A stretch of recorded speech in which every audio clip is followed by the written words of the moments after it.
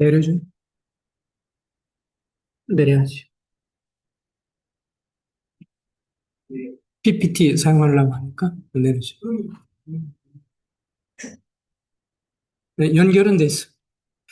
네, 어쨌든 이번에 공사하느라고 수고들 많이 하셨어요. 깨끗하게 잘 돼서 감사드립니다.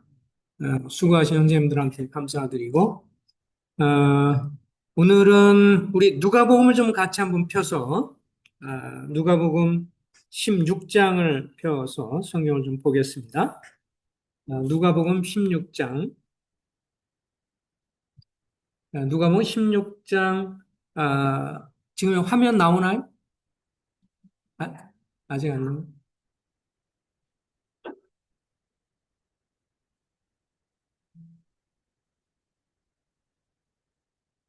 나오면 여기 나와 있는 본문으로 그냥 읽어도 될 것 같아서 지금 아직 안 나왔죠? 예? 아직 안 나왔어요?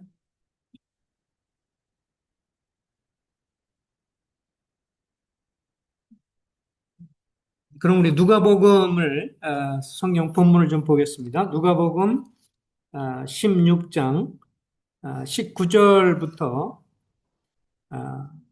같이 한번 서로 교독을 좀 해볼까요? 제가 한 절 읽고 여러분들이 읽습니다. 19절입니다. 한 부자가 있어 자색 옷과 고운 베옷을 입고 날마다 호화롭게 즐기더라.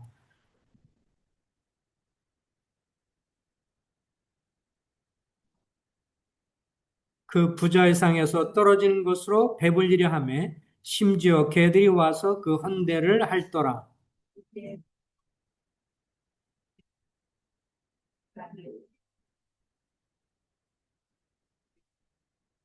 그가 음부에서 고통 중에 눈을 들어 멀리 아브라함과 그의 품에 있는 나사로를 보고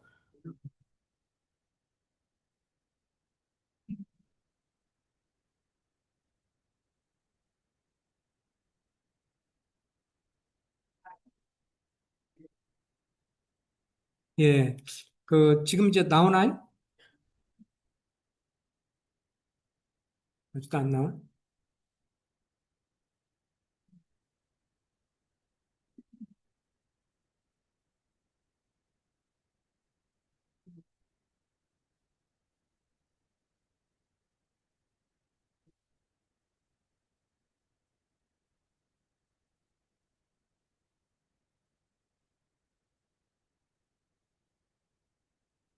지금도 안 나와요?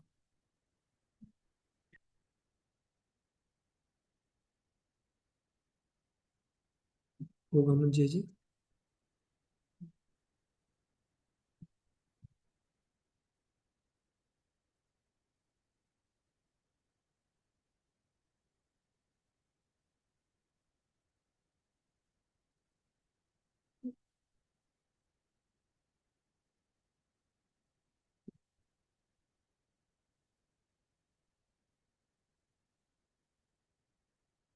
이제 되나? 이제 됐어요? 예. 예, 여기가 이제 이 이야기를 일컬어서 거지 나사로와 부자 이야기 이렇게 혹은 부자와 거지 나사로 이야기 이렇게 말을 하고 있는데요. 어쨌든 요약하면 두 사람이 여기에 나옵니다. 한 사람은 부자이고요. 그리고 한 사람은 가난한 거지로 나옵니다.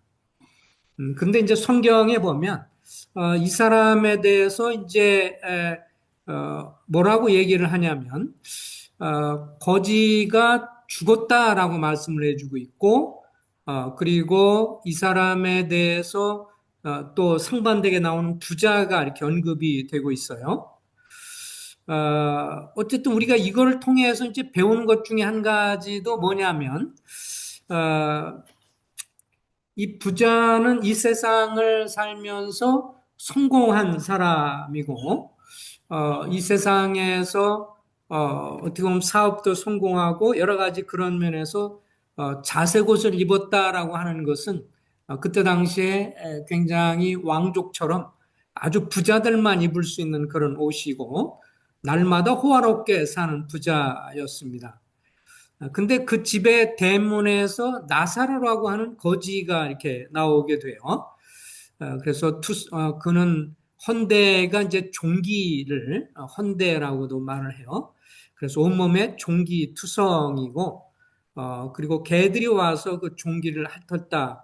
참 두 사람의 인생이 너무도 대조적이고 한 사람은 너무 화려하게 이 세상에 잘 살고 한 사람은 너무 가난한 그리고 고난을 당하는 한 사람의 모습으로 이렇게 묘사가 되고 있죠. 이 그림 자체가 잘 보이잖아요. 부자의 배부름과 아주 그 여유만만한 모습과 그리고 옆에 이 병들어 있는 나사로의 이런 인생을 이렇게 보게 되어집니다. 근데 어쨌든 간에 이 세상을 살면서 결국은 얼마나 오래 살든 상관없이 결국은 사람이 죽게 되잖아요. 두 사람이 이제 죽게 되는 것을 보게 되어집니다. 여기 보면 이제 이렇게 누가복음 16장 22절에 이렇게 말했어요. 그러다가 다 같이 한번 읽어보겠습니다. 시작. 그러다가 그 거지가 죽어서 천사들에게 이끌려 아브라함의 품에 안겼고 그 부자도 죽어서 땅에 묻히게 되었다. 우리가 이 땅을 살면서 아무리 화려하게 훌륭하게 살아도 결국은 죽게 되잖아요. 음, 지금 뭐 우리가 컴퓨터를 이렇게 활용하고 있고 또 인터넷, 컴퓨터 이런 걸 사용하고 있지만 컴퓨터 이런 마이크로소프트라든 이런 것들을 만들어서 우리나라가 아니라 전 세계에서 가장 부자였던 사람이 죽었죠. 누구예요? 아니 우리나라 말고 전 세계적으로 가장 부자 중에 한 사람인데 스티브 잡스가 아마 무슨 췌장암인지 암으로 이렇게 죽게 되었어요. 그분이 갖고 있는 재산을 우리가 다 측량할 수가 없어요. 몇 조가 되는지 알 수가 없을 정도로 그냥 웬만한 조그만 나라의 전체 그 나라의 재산보다도 더 많은 한 개인이 갖고 있는 엄청난 사람이지만 그러나 그 사람이 결국은 암으로 죽게 되고 자기가 병실에서 암에 의해서 병실에서 죽어가면서 이렇게 보면 정말 이 작은 그 병실이고 거기서 자기가 갖고 있는 아무런 이 돈이 그 엄청난 돈이 어떤 효력도 발휘하지 못하고 자기 결국 이 죽어가는 그것에 대해서 굉장히 탄식하며 그렇게 이렇게 그런 정말 우울하고 탄식하며 죽어가는 그런 모습을 묘사한 것들을 잠깐 보게 되었는데, 뭐 이렇게 인생은 아무리 화려한지라도 언제 어떻게 될 줄 모르는 인생인 것을 보게 되죠. 어, 그래서 성경에서 야고보서 4장 13절부터 15절은 이렇게 말해요. 들으라. 한번 읽어보겠습니다. 시작. 들으라. 너희 중에 말하기를 오늘이나 내일이나 우리가 어떤 도시에 가서 거기서 1년을 머물며 장사하며 이익을 보리라 하는 자들아. 내일 일을 너희가 알지 못하는도다. 너희는 잠깐 보이다가 없어지는 안개니라. 너희가 도리어 말하기를 주의 뜻이면 우리가 살기도 하고 이것이나 저것이라 하리라 하라. 여기 야고보가 그 우리 인생에 대해서 얘기하면서 어떤 사람을 이렇게 얘기를 하죠. 앞으로 계획을 세웠어요. 어느 도시에 가서 내가 사업을 해서 뭐 1년 동안 해서 이렇게 해가지고 사업을 잘해서 내가 이득을 남기고 이렇게 거창한 계획을 우리 인생들은 세우죠. 그리고 마치 오래 잘 살 것처럼 그렇게 계획은 세웁니다. 근데 우리 인생에 대해서 야고보는 이렇게 성령의 감동을 받아서 이렇게 말을 했어요. 내일 일을 너희가 어떻게 해요? 알지 못한다. 오늘 우리가 살고 있지만 내일 아침에 다시 깨어날지 어떨지도 모르는 거고요. 그 또 깨어난다 할지라도 내일에 또 무슨 일이 일어날지 아무도 알 수가 없어요. 교통사고가 난다 할지라도 순간적이고 사실 그 몇 초 사이에 판단이 되는 거기 때문에 몇 초 사이에 그거 순간적으로 그것이 이렇게 일어나기 때문에 저도 그때 과거 한번 교통사고가 난 적이 있었는데 그 장로 목회자 수양회에서 남원에서 다행인 것은 차가 옆으로 이렇게 지나가는데 뭐 이렇게 많이 달리는 길은 아니었어요. 옆으로 제가 있던 차가 이렇게 가는데 옆에 있는 차가 이렇게 지나가요. 지나가다 보니까 거기가 신호등이 그냥 전멸해서 깜빡깜빡했어요. 제가 이렇게 지나가는 내가 운전하고 가는데 그때 뒤에 자매님들도 있었고, 뭐 어디 같이 이렇게 이제 쉬는 시간에 같이 태워서 이제 그때 봉고차를 몰고 갔었는데, 바로 내 앞에 차가 이렇게 지나가니까 이쪽을 전혀 볼 수 없잖아, 이쪽에. 그리고 이게 전멸이 깜빡하니까. 그 딱 지나가는데 지나가자마자 여기서 차가 확 들어오는 거예요. 그러면서 쳤는데, 다양한 거는 제가 운전을 가는데 봉고차인데 제 앞부분을 확 받으면서 지나갔어요. 그때 생각할 때 만약에 제가 좀 더 빨라서 좀 더 빨리 지나가면 그야말로 이게 뭐 1, 2초 사이에 그랬으면 저가 이렇게 운전하고 있는 이쪽을 그냥 그대로 저를 받았겠죠. 그래서 참 뭐 차는 어쨌든 수리되고 그러는데 감사가 됐는데, 그때 순간적으로 깜짝 놀랐고, 그래도 차가 그냥 앞부분이 확 불켜지면서 그 앞에 이렇게 본넷더니 그쪽 부분만 이렇게 지나가게 됐지. 그리고 봉고차 그러니까 조금만 그랬으면 큰 위험을 우리가 어떻게 될지 알지 못하는 거예요. 내일 일을 너희가 알지 못하는도다. 잠깐 보이다 없어지는 안개와 같다. 오늘 저희들이 한 평상시 오는 것보다 한 10분 늦었는데, 와, 용인 이쪽으로 해서 시작해서 이렇게 제가 그동안 여기에 뭐 이렇게 왔다 갔다 하고 그러면서 몇 년 사이에 이렇게 안개가 심하게 낀 건 처음 봤어요. 여기서 한 50m 이상을 볼 수 없는, 여기서 뒷 정도? 예. 그래가지고 모든 차들이 다 비상등 켜고 설설설 기는 거야. 앞이 전혀 안 보이니까요. 용인까지 30분도 안 걸리는 거리를 45, 50분 가까이 이렇게 다 설설설 켰어요. 그래가지고 이렇게까지 된 거는 저도 처음이고 다른 차들 다 놀래가지고 깜빡깜빡 계속 하면서 설설설 키고 빨리 달려봐야 50km 그 이상 달리진 못하고 앞에가 안 보여요. 신호도 잘 안 보이니까 사실 무서워서 이렇게. 근데 그렇게 해서 이제 남북대로 해서 용인 지나고 나면 갑자기 햇빛이 쨍 쳤어요. 그렇게 어두웠는데 갑자기 환해지는 거예요. 그때부터 달려서 그나마 늦지 않을 수가 있었는데요. 성경에서 내일은 너희가 알지 못하는도다. 너희는 잠깐 보이도 없어지는 안개냐. 우리 인생을 생각할 때 아마도 그럴 것 같습니다. 우리가 인생을 앞으로 얼만큼 살는지 모르지만 죽음의 순간에 맞이할 때 이렇게 순간적으로 지나온 인생을 생각해 보면 안개처럼 이렇게 순간적으로 지나치면서 몇십 년 인생이 이렇게 확 지나가는구나. 이렇게 갑작스럽게 지나오는구나. 일시적으로 영원한 하나님 나라에 비하면 이렇게 순간적으로 지난 인생이구나. 이런 것을 우리가 느끼게 될 것 같다. 생각을 좀 해봅니다. 그러면서 너희가 도리어 말하기를 그렇기 때문에 안개와 같이 잠깐 살다가 사라진 인생이기 때문에 우리가 이 세상 살면서 어떻게 말하고 있어요? 우리 신앙을 갖고 있는 분들도 너희가 도리어 말하기를 주의 뜻이면 우리가 어떻게 해요? 살기도 하고 이것이나 저것이나 하리라. 그래서 주님의 뜻이면 주님이 도우시면 또 주님과 함께하면 우리가 살기도 하면서 이것도 하고 저것도 아주 우리가 섬길 수 있다라고 하는 것을 말씀이 보여주고 있습니다. 우리가 지난 수요일 날도 마가복음 8장 갖고 이렇게 교제를 했잖아요. 그래서 거기 보니까 이제 7병이요. 떡 7개가 있고 그 다음에 물고기 두 마리가 있어서 주님이 7천 명을 먹이셨고 마가복음 6장에 보면 5병이어가 나와요. 떡 5개로 또 우리가 물고기 두 마리로 거기서는 5천 명을 먹이셨고 거의 비슷한 상황이에요. 형제님들도 이렇게 나누면서 형제 자매님들도 동일한 사건이고 얼마 되지 않았는데 그럴 걸 경험하고도 이 먹을 것이 없고 그러니까 어떡하느냐.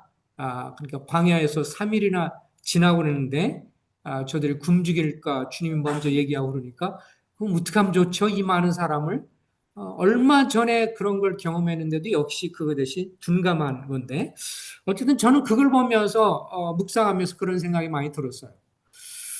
참 주님이 5천 명을 먹일 때 떡 5개와 물고기 두 마리로 그 많은 사람 먹일 때도 주님이 아무런 뭐 제자들한테 물어보지도 않고 그냥 그렇게 축복해 주시고 기적 베풀어서 음식을 이렇게 만들어 주면 되는데 항상 물어보시더라고요. 그때도 그렇고 이 7병 2억을 4천 명 먹일 때도 뭐라고 그러냐면 너희가 먼저 먹을 것을 주어라.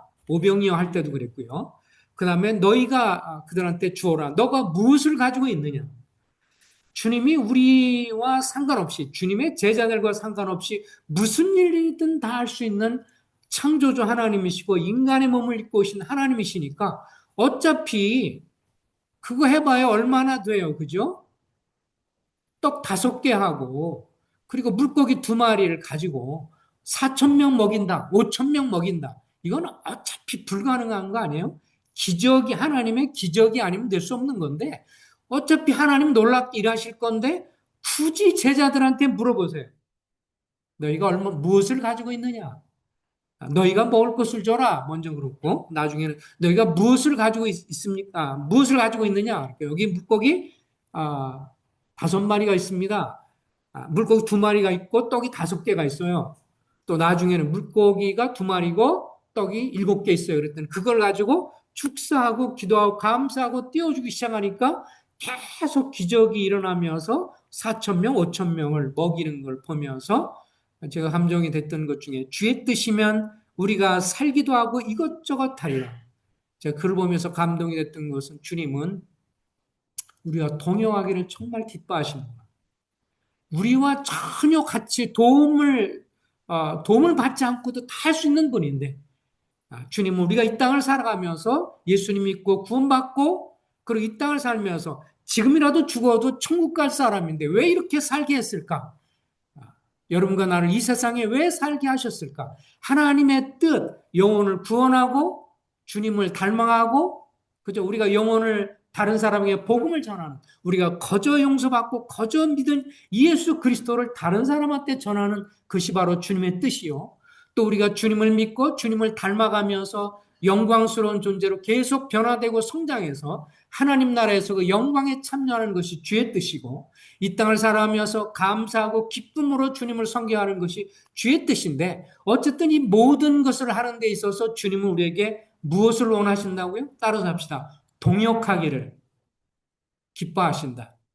주님이 우리와 상관없이 다 할 수 있는 분이에요. 기적을 다 베풀고 죽은 자 살리고 다 할 수 있는데 그 많은 사람 먹이는 것을 향해서 너희가 무엇을 갖고 있어? 너 무엇을 갖고 있니? 내 손에 든 게 뭐야? 여러분과 나의 동역을 기뻐하시는 하나님. 이걸 생각하면서 참 감사가 되었어요. 그 얼마 안 되는 거, 그 뭐 도시락 하나 갖고 있는 거, 주님 여기 도시락이에요. 물고기 2마리와 떡 5개, 엄마가 싸준 마가복음 6장에 보면 그것은 도시락이었습니다. 아마 애 도시락이었던 것 같고 여기는 어른 도시락 같은데, 그 도시락 그거를 주님 앞에 들었을 때 그것을 축복하셔서 일하셔요. 하나님이 우리와 함께 일하시고, 우리가 어차피 오늘 죽어도 천국 갈 사람이지만 우리가 이 땅에 있어서 살아가면서 이 주님의 복음을 전하고 하나님의 생명의 말씀을 다른 사람한테 전하고, 그래서 그 일에 있어서 주님이 나의 동역을 필요로 해요. 나의 기도를 필요로 하시고요. 내가 주님 앞에 갖고 있는 물질을 주님 필요로 하시고요. 나의 조그만 헌신을 기뻐하시고요. 내가 다른 사람의 영혼을 얻기 위해서 밥을 좀 사고 관심을 갖고 그렇게 섬기는 그 조그만 동역을 기뻐하시고 거기에 축사하시고 거기에 주님이 역사하셔서 영혼들이 일어나거나 구원받거나 생명 역사 일어나게 하시는 그 일, 동역하시는 것을 기뻐하시는 하나님. 요한복음 9장에 보니까 우리가, 주님이 그렇게 말했잖아요. 우리가 아버지 하나님의 일을 하여야 합니다.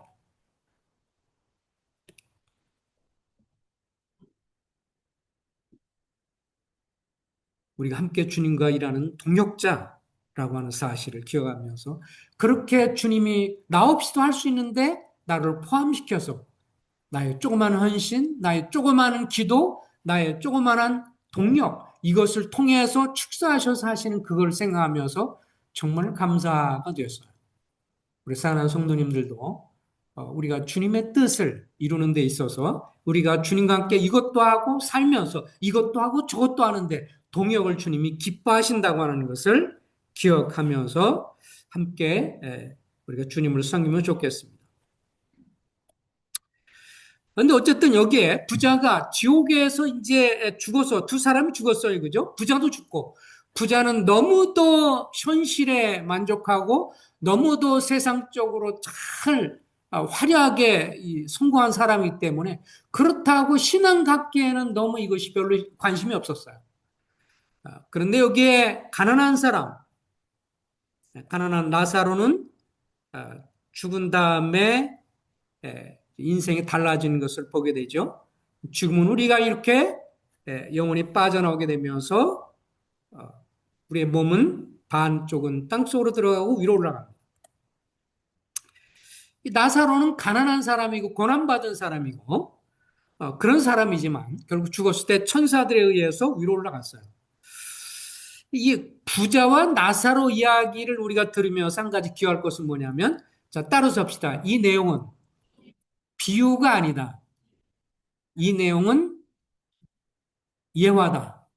자, 예화와 비유는 다릅니다. 비유는 뭐냐면 주님께서 비유를 얘기하실 때 이렇게 그냥 말씀하세요. 어떤 사람이 있는데 이렇게 말씀하시고, 그리고 여기 공중의 새를 봐라. 누가 저거 먹이냐? 이것은 비유예요. 그죠? 그리고 하나님의 나라는 이와 같으니라 이렇게 말할 때는 비유예요. 다시 말하면 하나님의 진리를 담고 있는 어떤 것을 주변에 보이는 어떤 현상들이나 주변에 있는 어떤 상황들이나 현상을 통해서 우리가 이해하고 있는 것을 더 이해시키기 위해서 잘 도와주기 위해서 주어지는 것이 비유예요. 그런데 예화는 뭐냐면 실제적으로 일어난 사건을 예화라고 합니다. 그래서 거지와 나사로 이야기에 있어서 우리가 기억할 것은 이것은 그냥 단순한 비유가 아니고요. 실제 있었던 사건을 주님이 실례로 말씀하신 거예요. 왜 이것을 단순한 비유가 아니라 예화라고 확인할 수 있어요?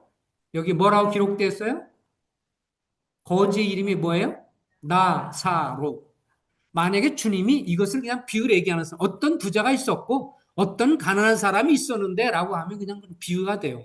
이걸 통해서 그냥 적절한 주님이 교훈을 하시는 건데, 지금 이렇게 주님이 그냥 부자라고 하는 사람은 이름은 얘기 안 하셨어요. 어차피 이 부자를 굳이 이렇게 언급하지 않으셨어요. 이름은. 그런데 여기에 나사로라고 거지지만 이름이 나사로 이름을 주님 말씀하신 건 실제 있었던 이야기이기 때문에 이건 뭐라고 그래요? 예화예요. 실제 있었던 얘기를 얘기하는 거예요. 여러분들이 우리가 무슨 얘기할 때, 지난번 있잖아. 내가 이렇게 해서, 내가 경험했는데, 뭐 이러면서 여러분이 경험한 것은 예화가 될 수 있어요. 실제 자기가 경험한 신뢰가 되는 거죠. 그래서 이 예화는 사람이 죽은 후에도 여전히 살아있을 때처럼 뭐를 가지고 있다고요? 동일한 의식을 가지고 있다. 죽으면 모든 게 끝난다라고 생각했는데 많은 사람들이, 근데 죽고 난 이후에도 살았을 때처럼 아픈 것, 기쁜 것, 슬픈 것, 즐거움을 다 가지고 있다라고 하는 것이 주님이 나사로 이 이야기, 신뢰 이야기에서 강조를 하시는 것입니다. 그래서 이 나사로에서 나오는 이야기는 실제로 있는 거기 때문에 주님 말씀한 거예요. 그것을 마음에 염두에 두시기를 바랍니다. 우리가 죽으면 끝나는 게 아니라는 것. 근데 나사로는 이 세상에 하던 일이 파산해서 거짓 신세가 됐어요. 세상적인 관점에서 보면 누가 성공했어요? 부자. 떵떵거리고 잘 살고 잔치 열고 아주 부자요. 거지 나사로 아무도 기억하지 않아요. 우리 주변에 이렇게 보면 때로 이렇게 집이 없어서 뭐 평택이나 이런 데는 좀 그렇게 많지 않은데, 좀 뭐 평택 아마도 저쪽 평택역 같은 데 가면 모르겠어요. 서울역 주변을 가본다든지요. 저런 데 가면 집 없이 이렇게 사는 분들, 이렇게 사업 망해서 신분을 자기가 알릴 수 없는 그런 분들, 그런 분들이 참 많습니다. 이렇게 통로 같은 데 보면 쫙, 거기도요, 자기 자리가 있어가지고 자리 싸움도 심하고요. 널판지 놓고 자고 그러는데 아무도 그분들에 대해서 관심 두지 않아요. 자기도 자기 이름을 얘기하려고 하지 않고요. 왜냐하면 사회 망하거나 빚에 쪼들리거나 그러니까 사람한테 자기 신분 공개하기를 싫어하는. 그러다 어느 날 가만히 보면 그 추운 날 죽기도 해요. 그냥 시신으로 변하기도 하고. 예, 이 사람도 나사로도 아마도 열심히 일을 하다가 근데 사업이 안 돼서 파산해서 거짓 신세가 됐는데 그런 가운데 그 사람이 잘한 것 중에 한 가지는 마지막 순간에 주님을 믿었다고 하는 것입니다. 이 땅에서는 별로 사업하고 때 사업이 망하고 그랬을 때 저들이 가만히 보니까 일반적으로 보면요, 그 여자분들은 결혼해서 남편한테 실망할 때 결혼 생활에 순탄하지 않고 실망할 때 마음이 공하면서 마음이 열리면서 그래서 결혼 생활하면서 더 신앙에 관심 갖고 그런 분들은 누구예요? 남자일까요? 여자일까요? 통상적으로 여자분들이 남편한테 실망하고 잘해줄 줄 알았더니 이놈의 왼수가 뭐 이렇게 변해서 그래서 신앙 가지신 분들이 많아요. 실망. 남자들은 더 뻣뻣하고 아주 교만하고 그리고 즐길 수 있는 게 많잖아요. 술 있고 뭐.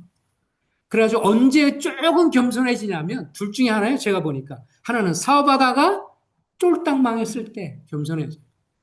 사업하다 망하면 그때요.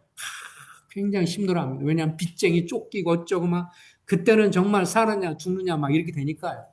또 한 가지 아니면 병 걸려서 죽게 생기면 둘 중에 하나가 그나마 남자들이 이게 결혼 생활하고 기혼자들이 마음이 겸손해질 때가 두 가지가 하나 있는 것 같아요. 그전에는 늘 자기가 희망을 가지고 있고 뭐 잘 될 거라고 생각해서 이 나사로가 그 중에 한 사람이었어요. 일이 파산되니까 겸손해졌고 그러면서 인생을 돌아오면서 그때 겸손하게 마음을 열고 주님을 믿고 또 고난도 당하고 이 두 사람이 극명하게 인생이 바뀌었어요. 그죠? 예, 여기 보니까 죽고 난 후에 성경에 보니까 뭐라고 말했냐면 이 나사로는 거지는 죽은 다음에 그가 인생에서는 사업이 망해서 잊혀진 존재예요. 어느 누구도 기억하지 않은 존재였지만 놀라운 건 누가 기억해요? 주님이 기억해서 뭐라고 그랬어요? 나사로라고 하는 이름을 주님이 기억하세요. 생명책에 그 이름이 기록된 사람이었어요. 세상으로 볼 때는 실패한 사람이었어요. 그렇지만 그가 마지막에 주님을 믿고 결국은 고난당하고 그러다 주님 믿고 죽어서 아브라함의 품에 주님의 낙원에 들어간 사람이고 부자는 이 땅에 살아갈 때 신앙생활을 하거나 이러기에는 너무도 현실적인 사람이고 그리고 너무도 세상 일에 관심 많은 사람이니까 신앙과는 전혀 상관없었는데 죽은 다음에 그는 지옥불에 떨어져서 둘 사이에 갈 수 없는 구렁텅이가 있다고 성경은 말해 주었고 이렇게 둘 인생이 극명하게 달라졌습니다. 지옥은요 끝없는 공포의 장소이고요. 성경에 보면 유황불로 타는 고통이 끝없이 당하는 곳이고요. 끝없는 갈증으로 고통을 당해요. 여기 성경을 한번 다시 한번 볼까요? 성경 우리 펴서 한번 성경 같이 보겠습니다. 누가복음 16장에 보니까 여기 뭐라고 그랬어요? 누가복음 16장 24절. 누가복음 16장 24절을 펴서 다 같이 한번 읽어보겠습니다. 24절 시작. 불러 이르되 아버지 아브라함이여 나를 긍휼히 여기사 나사로를 보내어 그 손가락 끝에 물을 적시어 내 혀를 서늘하게 하소서. 내가 아이가 불꽃 가운데 괴로워하나이다. 예, 여기 보니까 너무 고통스럽잖아요. 기갈이 너무 물을 마시고 싶은데 물을 먹을 수 없으면 너무 고통스럽잖아요. 뜨거운데. 그러니까 너무 힘들으니까 그 나사로를 보면서 나사로가 살았을 때 자기 집 앞에 이거 한 푼 줍시 했던 사람이니까 그를 보면서 그 편하게 있는 거예요. 손에 물을 좀 닿아서 내 혀라도 좀 시원하게 잠깐이라도 좀 해달라고 하는 요청을 하게 되죠. 여기 지옥은 끝없는 갈증으로 고통을 당하는 장소. 그리고 끝없는 절망 속에 사는 장소. 이 땅에 살다가요, 죽고 난 다음에는 희망이 없어요. 죽고 난 다음에 신앙을 갖고 뭐 이런 희망이 없습니다. 이 세상 살 동안에 천국이냐 지옥이냐 선택을 하게 되고요. 또 끝없는 후회로 이를 가는 곳이라고 성경은 말해주고 있습니다. 왜요? 많은 사람들이 얘기했지만 관심을 두지 않았습니까? 거기서는 그래서 뭐 흔히 지옥에서 많은 사람이 탄식이 한국 사람들은 껄이라고 그러죠. 그때 믿었을 걸. 그 친구 말을 믿었을 걸. 누구누구 한 말을 내가 그때 무시하지 말 걸. 후회의 말. 후회가 끝없이 되는 것이 지옥입니다. 지옥에 한번 들어갈 때 거기서 고통당하는 장소.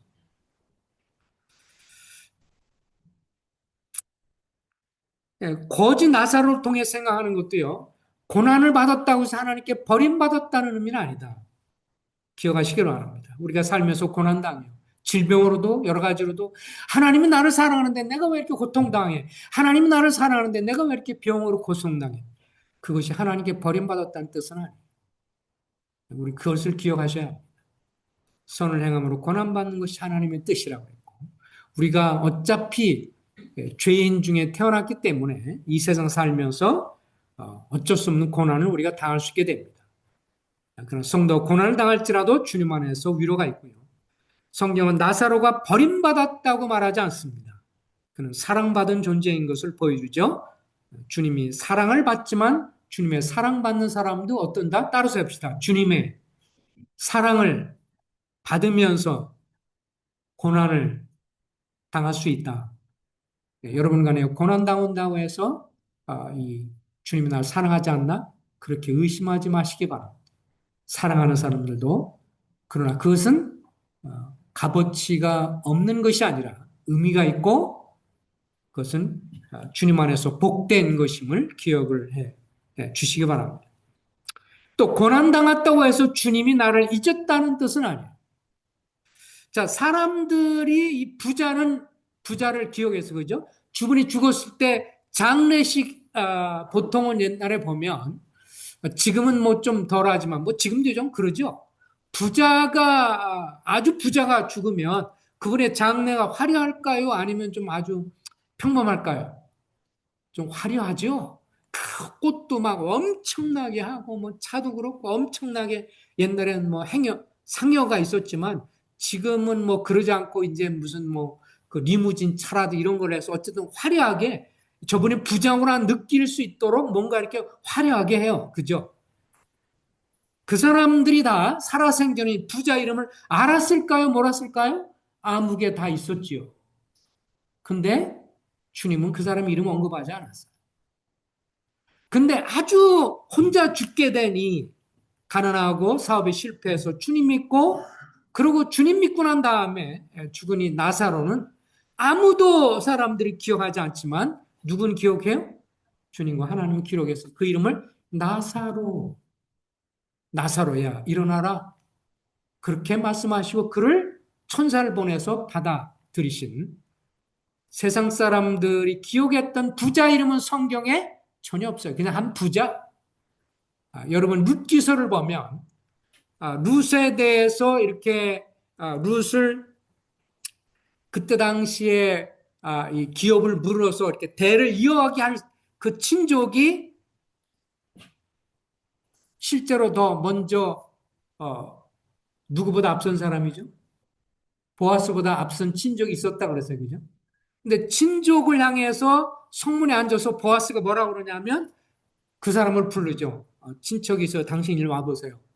지금 룻이 있는데 룻은 이렇게 돼서 지금 남편도 잃어버리고 그렇게 해서 이렇게 되는 대를 이어줘야 되는데 당신이 먼저 나보다 더 가까운 친척이시니 룻에 그 기업을 묻고 다시 한번 대를 이어줄 거 하시겠습니까? 그랬더니 딱 들어보더니 나 재산에 손해가 될 것 같아서 못 하겠습니다. 그러니까 그런 표시로 그러면 그때 당시 신발을 벗어서 이렇게 털고 그래서 이렇게 신발을 벗으면서 나 이게 여러 장로들이 보는 증인 앞에서 나 이거 안 하겠습니다라고 포기하니까 그러면 보아스가 자기 그 다음 차니까 자기가 하겠습니다라고 하는데 성경에 그 사람 이름을 뭐라고 하는 줄 아세요? 아무개 이름이 없어요. 그 사람이 그것을 기업을 묻고 그 대를 이었으면 보아스라는 사람 대신에 그 사람 이름이 기록이 됐을 텐데 그는 주님과 관계를 맺을 수 있는 어떤 그런 계기에서 관여되지 않으니까 그냥 아무개 이름 없는 사람, 무명의 사람 그 소리예요. 이름 모를 사람.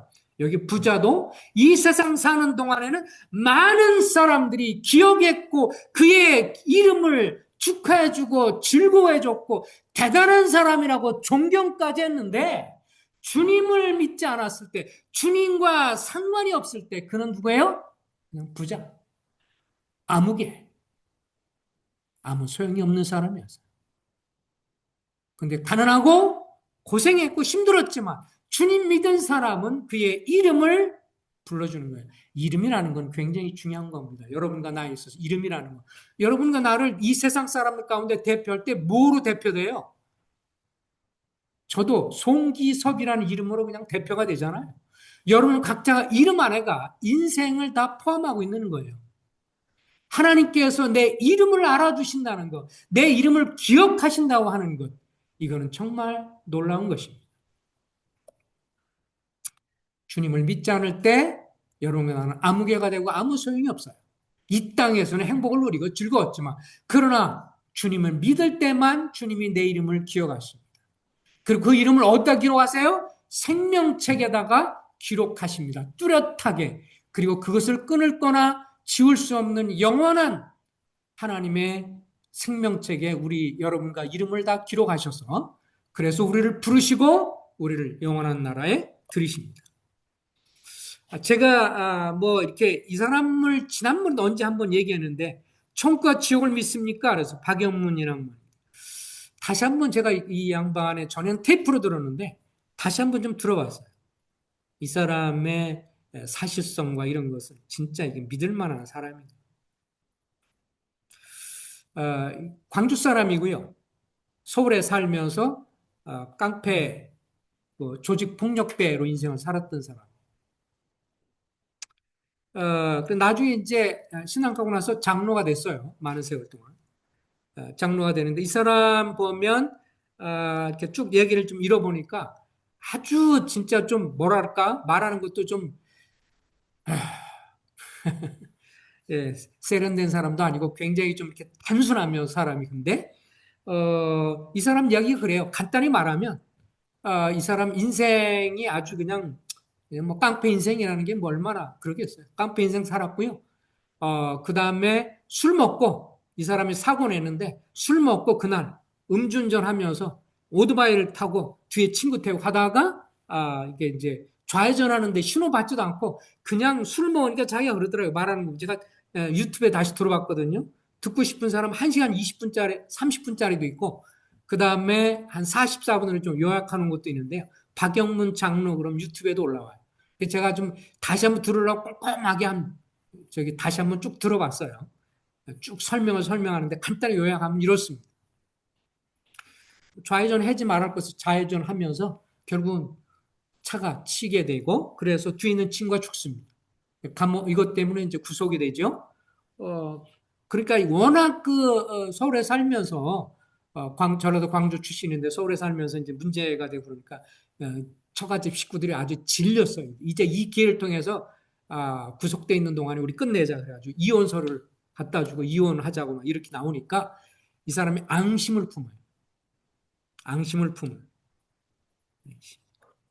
감히 나하고 이런 상황에 한 번 면회도 안 오고 나하고 이혼하자고 내가 가만 안 두겠다. 아주 앙심을 품고요. 다 그렇게 해서 이제 어쨌든 간에 형도 살고 뭐 어쩌고 이렇게 된 다음에 딱 나와요. 나오고 난 다음에 자기가 이제 뭐라 그러냐면 자기같이 사는 인생이 뭐 정말 뒷골목 출신이니까 그래도 참 마지막에 어머니를 한번 보고 싶더라고요. 그 얘기를 해요. 광주로 내려갑니다. 자기 어머니가 어머니 있는 데를 가서 근데 이제 집안을 상기하면 자기 형이 목사예요. 자기 형이 목사고 아주 신실해요. 그리고 외삼촌도 신앙을 잘 가졌던 분인데 그 말하는 건 외삼촌이 병들어서 이렇게 죽어가는데 너무 이렇게 마지막 그 죽어갈 때 그냥 너무 가난하고 어렵고 그다음에서 완전히 살이 붙어서 이런 걸 보면서 그 집에 찾아갈 때 그 외삼촌하고 외삼촌 아내도 같이 있고 그러는데 자기가 그냥 당신이라고 그랬대요. 예, 완전히 무시하는 그런. 근데 그런 와중에도 뭔가 이렇게 뭐 음식하면서 뭐 노래를 부르는 게 찬송가죠. 노래를 부르는 그, 그 모습을 보면서 예수쟁이들은 징글징글하다. 그런 거를 자기가 느꼈다고 말하고. 자기 형과도 연관됐을 때도 끝까지 예수 믿는 모습 보면서 자기가 아주 징그러웠다 그러더라고요. 자기 아버지가 자기 형을 죽이려고 아주 작정을 하고 너 예수 부인하면 너 살려줘. 아니면 너를 죽이겠다고 그러는데도 거기서 마지막에 그 형이 그랬나 봐요. 나는 그래도 예수님 믿을 거라고. 그것을 부인할 수 없어요. 저가 죽어도 천국에 압니다. 그러니까 거기서 칼로 찔러 죽일 줄 알았는데 아버지가 그렇게 하지 못하고 그냥 놓더래요. 그러면서 통곡을 하고 울더래요. 뭐 아버지에 대해서 얘기를 하면서 그렇게 얘기하더라고요. 자기 아버지가 이제 광주에 있으면서 철저하게 조상 숭배하고 유교 사상에 철저히 있는 분이고 예수를 엄청 싫어하고 자기 또 아들이 이렇게 예수 믿는 게 너무너무 싫어가지고 그렇게 하는데 정말 죽을 각오로 이렇게 아들이 하는 걸 보니까 그냥 그걸 차마 찔리지 못하고 떨어피면서 통곡을 하고 울었다고. 그러면서 자기가 예수쟁이들은 정말 징글징글한 놈들이고 아주 싫어서 자기도 엄청 싫어요. 그래서 자기 외삼촌 식사하고 막 그럴 때도 가서 이렇게 하는데 아버지가 밥 먹다가 앞에 앉은 사람 참 기도하면서 그러면 에이 재수없어 음식 갖고 저쪽으로 하고 아주 자기도 그렇고 자기 어머니도 그렇고 그걸 보면 자기도 그렇고 예수쟁이들은 너무너무 싫어했었대. 근데 그날 이제 어머니한테 마지막 음식을 이제 해달라고 이제 그렇게 했는데 어머니가 이제 음식을 해주고 그러고 나는데 밤 광주에서 10시 30분인가 막차 타고 밤차 타고 와서 새벽에 가서 자기 처갓집 식구에서 그 사람은 그렇게 말하더라고. 8명을 다 죽이려고 했다 그러더라고. 8명을 다 죽이고 확인되면 자살해서 자기도 죽고 그러면서 인생 끝내겠다. 그렇게 작정을 했대요. 그래서 불 지르든지 문을 걸어 잠고 불 질러서 식구들 다 못 나오게 죽이든지 칼로 다 죽이든지 자기가 다 계획을 세워놓고 이제 마지막 엄마 밥상 한번 받고 그러고 이제 가서 끝장내고 자기 인생 끝내려고 생각을 했는데 그날 이제 그렇게 해서 저녁 먹고 나 시간 남으면 좀 졸다가 좀 이따 가려고 이제 조는데 그때부터 이 사람이 환상을 본 거예요. 나중에 말하는 거 보면 70분 정도였다고 그러더라고요. 70분 정도인데 갑자기 어떤 소리가 들렸고 무슨 뭐 여봐라 그런 소리가 들렸고 그래서 자기가 놀라서 나갔는데 갑자기 빛이 들어오고 무슨 뭐 수레 같은 게 있고 얼굴이 환한 그런 건데 얼굴은 정확하게 보이지 않고 옆에 이렇게 뭐 누가 이렇게 좀 환한 사람들이 있고 거길 타라고 해서 자기가 거기 탔고 가면서 보니까 자기가 느낄 때 이거는 천국 같다. 너무도 놀랍다. 근데 근데 너무 많은 사람이 행복하게 얘기하는데 아무도 알아보는 사람 없는데 딱 보니까 자기 외삼촌이 거기 보였대. 근데 외삼촌이 평상시는 죽어갈 때 자기가 며칠 전에 갔을 때는 너무도 쪼글쪼글하고 완전히 막 병들었는데 자기가 어렸을 때 외삼촌이 정말 건장하고 좋을 때 그 모습으로 딱 있는 걸 보는데 자기가 외삼촌 보고 너무 반가워서 삼촌 부르고 막 그러는데 자기 하는 말을 아무리 불러도 알아듣지 못하는 것 같고 전혀 소통이 안 되고 사람들과 즐겁게 지내는 모습 보면서 자기가 그냥 예수의 옛자도 모르는 놈인데 자기가 자기 생각할 때 여긴 천국인가 보다 그렇게 생각이 들었대요.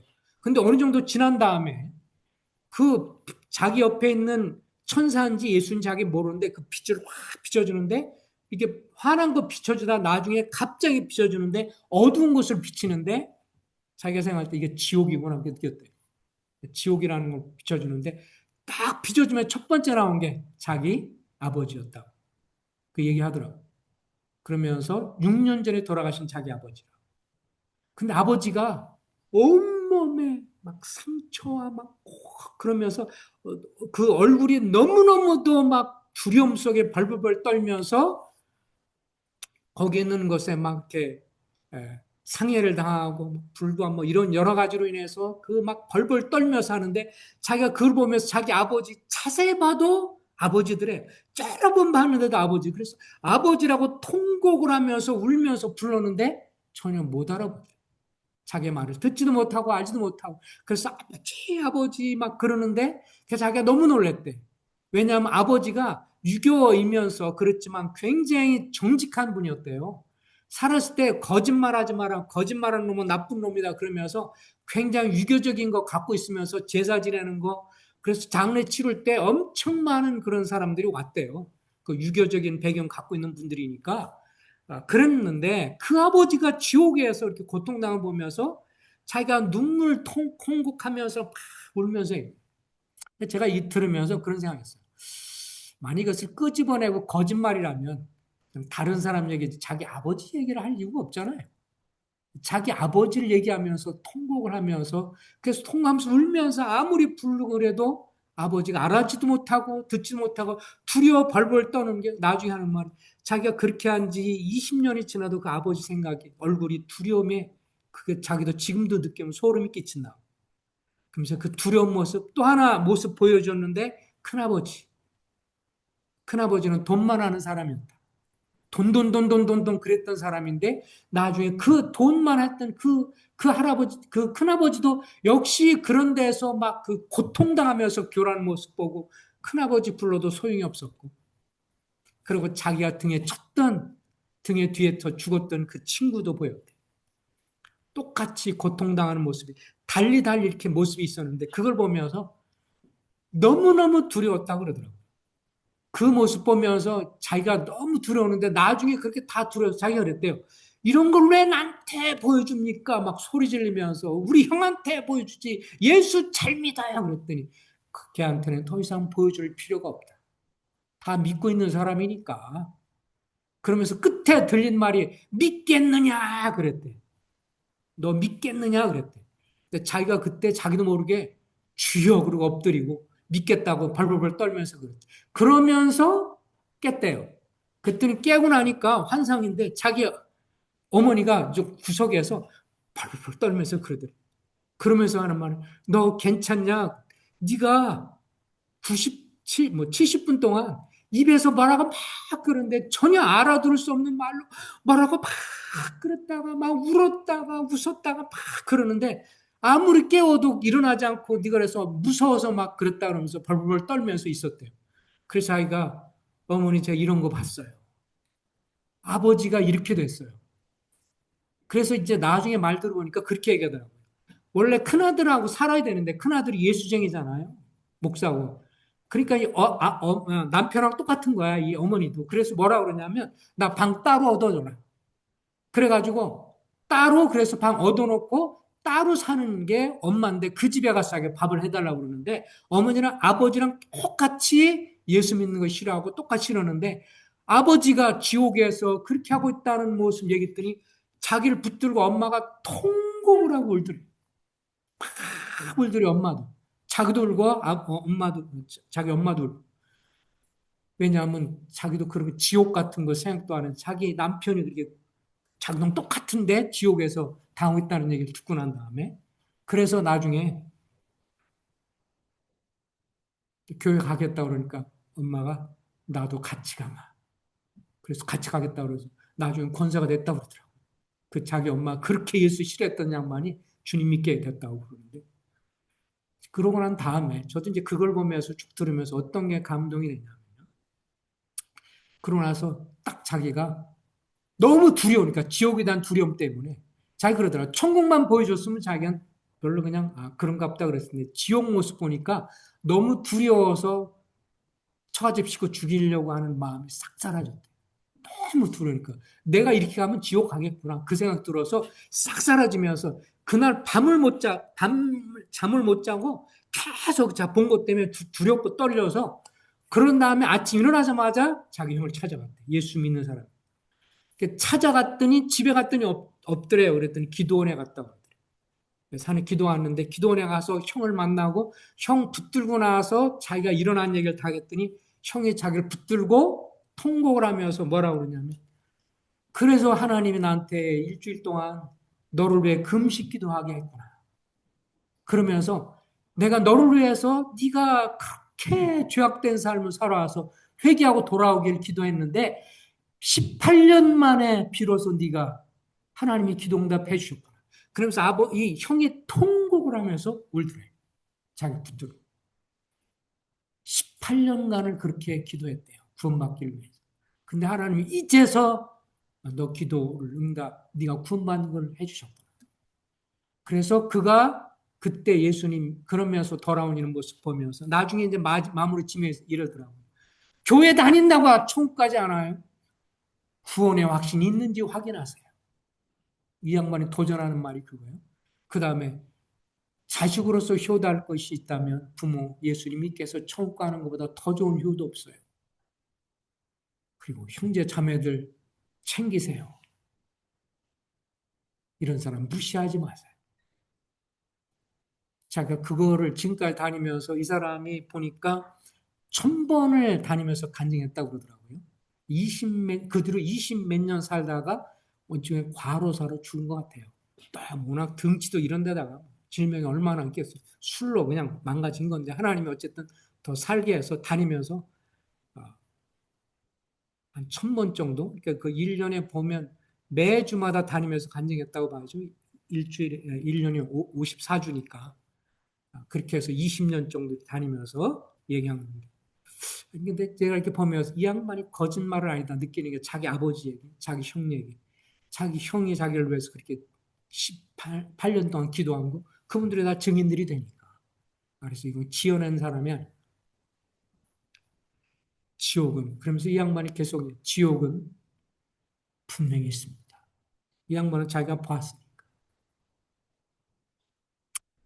자, 그러면 여기서 이제 이 사람이요. 마지막 이제 이것만 하고 마무리 치겠습니다. 이 부자가 이렇게 얘기를 해요. 나는, 따라서 읽어보겠습니다. 나는, 같이 읽어봐요. 시작. 나는 형제가 5이나 있습니다. 제발 나사로가 가서 그들에게 경고하여 그들만은 고통받는 곳에 오지 않게 해주세요. 이 사람이 자기는 이제 어떻게 소망이 없으니까 형제 5이 오지 말게 하려고 그러니까 아브라함이 이렇게 말해요. 그런 아브라함이 시작. 그들에게는 모세와 예언자들이 있으니 그들의 말을 들어야 한다. 부자가 말하였다. 아닙니다. 아브라함 조상님, 죽은 사람들 가운데 누가 살아나서 그들에게 가면 그들이 회개할지 모릅니다. 아브라함이 이렇게 말하였다. 그들이 모세와 선지의 말을 듣지 않으면 죽은 사람 가운데 누가 살아났을지라도 그들은 그의 말을 귀 기울이지 않을 것이다. 예. 모세와 선지자는 뭐예요? 성경이에요. 성경의 말을 오늘날 믿지 않으면 죽은 사람이 지옥에서 와서 얘기할지로 사람들이 에이 농담하고 앉았네. 거짓이네. 이 사람 얘기를 특별히 이렇게 한 거는 생각해 보면 이 양반이 정말 자기만 지옥 가는 게 아니라 남들도 죽여서 8명이나 죽이잖아요. 죽이려고 작정했던 사람 아니에요. 자기가 자기 처갓집을 다시 보고 확인해가지고 일주일 동안 탐문했대요. 어떻게 해서 저 인간들을 죽일까? 그래 다 해놓고 새벽에 들어가서 어디로 문을 들어가면 어떻게 됐어? 이걸 다 계획하고 이렇게 아주 조직적으로 그렇게 계획했기 때문에 다 죽이고 자기도 자살해 죽으려고 하는데 형의 기도로 중보 기도로 살은 놈이죠. 우리가 오늘날 지옥이 아닌 천국의 영생에 들어가는 비결은 오직 우리가 성경을 믿고 읽고 그 약속을 믿어야만 천국에 들어갈 수 있습니다. 따라서 합시다. 천국과 지옥은 분명하게 있습니다. 이게 주님이 어떻게 했어요? 비유가 아니라 뭐요? 신뢰로 나사로는 거짓 신뢰를 통해서 말씀하셨기 때문에 그래서 우리가 그리스도의 복음을 이 복음을 영생의 복음을 전해야 할 이유는 천국과 지옥이 있기 때문에 아무리 성공해도 주님 믿지 못하면 그 이름은 기억되지 않고 영원한 형벌을 받기 때문에 그래서 우리가 주님 오실 그날까지 하나님과 함께 일하는 동역자로서 함께 주님의 복음을 전하고 교회를 섬깁니다. 기도하겠습니다. 자비하신 주님 축복해 주셔서 정말 사람들의 인생을 향해서 하나님이 불쌍히 여기심도 지금도 주님이 오지 않으시는 것은 한 사람이라도 주님께 돌아오기를 원하시는 주님의 사랑의 마음이 있는 것임을 알게 될 때 주께서 축복해 주셔서 참 우리 주변에 있는 영혼들을 향한 이것을 저들이 경고도 하고 전할 수 있도록 은혜와 힘 주시기를 원하며 아버지 하나님 우리 교회를 통해서 한 사람이라도 저 무섭고 끔찍하고 무서운 지옥이 아니라 그리스도를 믿음으로 영생에 들어가는 하나님 나라의 복음을 함께 저들이 동의하며 섬길 수 있도록 축복해 주시옵소서. 예수 그리스도의 이름으로 의탁하며 기도했습니다.